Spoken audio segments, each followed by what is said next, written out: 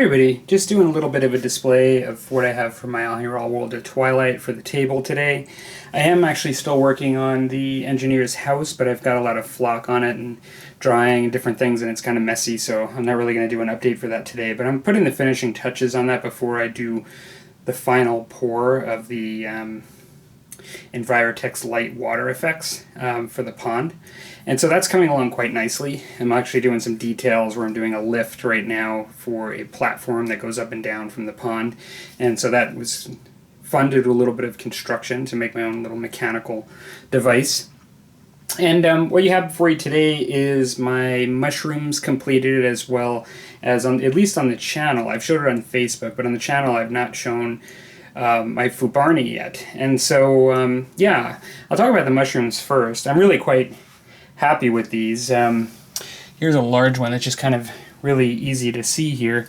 But essentially, I ended up using, it's funny, in my viewfinder here, it's coming out like fluorescent. Hopefully it's good on camera here. But I did a sort of fade from, it's primarily a red mushroom with some pink on the edges and like sort of a bluish, purpley starburst in the middle. I saw something very similar to this on the internet and wanted to emulate this. I went a little bit brighter on my red than the ones I saw, and I tried to keep the stem to be kind of muted in comparison. Now all the mushrooms are pretty much this color. One of them doesn't have a top like this, so I didn't do the starburst on it, but really happy with this. I ended up doing a matte finish over the whole thing, but I wanted it to be really sort of gooey, shiny, moist looking, so I did some gloss on the end. I did some fun techniques on this. I did actually do oil washes of red after I did airbrushing, you know, of acrylic paints to create most of the effect you see. I did do an oil wash. I used red on the pinky red area, and then I ended up using I mixed up a gray wash, a dark gray oil wash with white and black, and did that in the center just to create some richness within it. And in the end, I sort of matted it all down, and then I kind of glossed it back up. Oil washes do have a tendency to lend towards a glossy effect in the end because of the nature of the oil. You can matte them down, you know, but I actually wanted that look. And so, yeah, it's one of those rare instances where I wanted, I mean, things like windows and certain things I want to be shiny. My mushrooms I like wet and gooey, and so that's kind of what I went for. So all of them are in various sizes and have that sort of look. For those of you that don't know, these are SpellCrow mushrooms.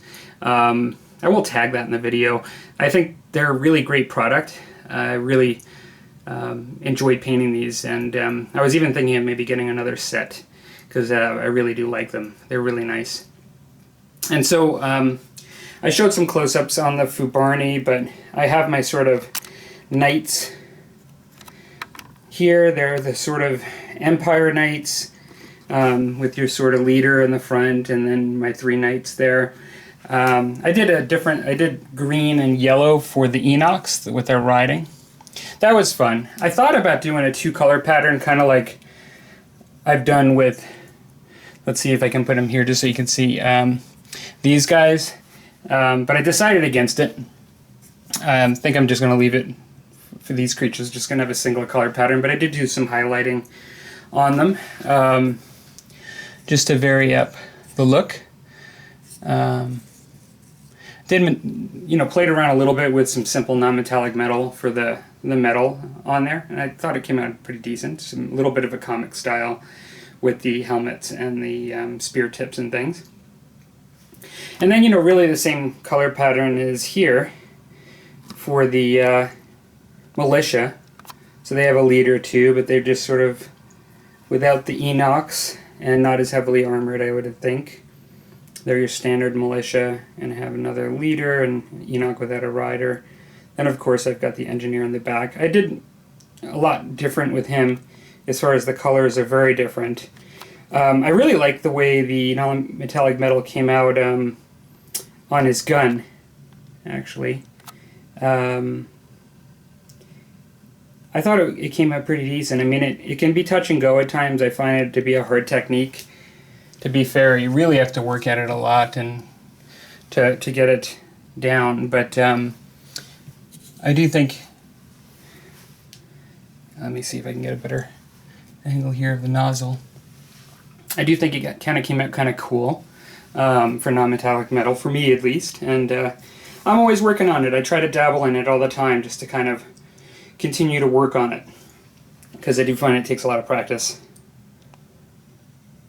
I have a little, this is the other mushroom I was telling you about. Again, in my viewfinder, this is like coming out like fluorescent.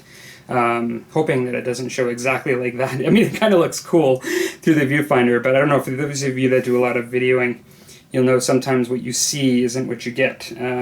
It's not reflecting reality. So yeah, I have a little critter there. That was a lot of fun. I think I'll probably end up buying the 12-pack that they have at one point, because I do like adding those. And you guys have seen these quite often, but I kind of thought I might as well pull them out. In my terrain here, I have my opposing force, and that's the Devanu. Yeah, coming for dinner. We're hearing the dinner bell. It's really the knight's armor clanking around the Enochs, but they hear it as the dinner bell, so. Alright.